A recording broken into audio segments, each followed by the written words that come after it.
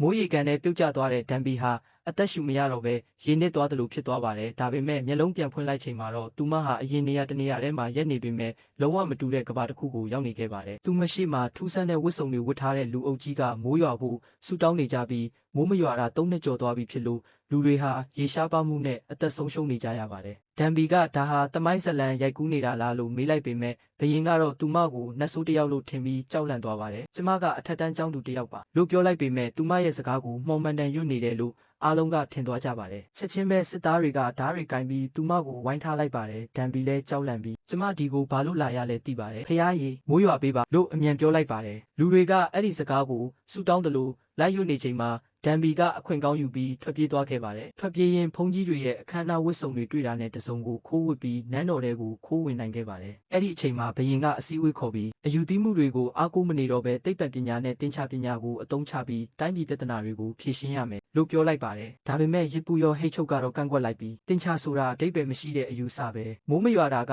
နတ်ဖျားတွေအမျက်ထွက်နေလို့ဖြစ်တာဘယင်နဲ့ဘယင်မတို့မြင့်မြတ်တဲ့အခမ်းအနားလုံးမှာမိုးရွာလိမ့်မယ်လို့ပြောလိုက်ပါတယ်။ဒန်ဘီကအစည်းအဝေးထဲကနေတိတ်တဆိတ်ထွက်လာပြီးသူ့ဖုန်းကိုလိုက်ရှာနေချိန်မှာပြန်ဖမ်းမိသွားပါတယ်။သူမကိုဘယင်ရှိခေါ်လာတဲ့အခါဘယင်ကဒီလူကိုချက်ချင်းတက်လိုက်လို့အမိန့်ချလိုက်ပါတယ်။ဒန်ဘီကအလွန်ကြောက်သွားပြီးခဏလောက်ပါကျမကအနာဂတ်ကလာတဲ့ចောင်းသူပါတမိုင်းလဲသိတယ်။တခြားလဲတော်ပါတယ်လို့အသက်ချမ်းသာဖို့အမြန်ပြောလိုက်ပါတယ်။ဘယင်ကစိတ်ဝင်စားသွားပြီးဒါဆိုတက်တေပြလို့တင်းချပု္ပ္ပစာတစ်ခုပေးလိုက်ပါတယ်။အစပိုင်းမှာသူမကနားမလဲပေမဲ့အဲ့ဒါကဖေဒဂိုရင်ဒရန်ဖြစ်မှန်းသိလိုက်တဲ့အချိန်မှာအလွယ်တကူဖြေရှင်းနိုင်ခဲ့ပါတယ်။ဘယင်ကအံ့ဩသွားပြီးငါပညာရှင်တွေဒီပု္ပ္ပစာကိုဖြေဖို့3ရက်ကြာတယ်လို့ပြောလိုက်ပါတယ်။အဲ့ဒီအချိန်ကစပြီးဒန်ဘီကိုယောက်ျားပညာရှင်ဂိုဆန်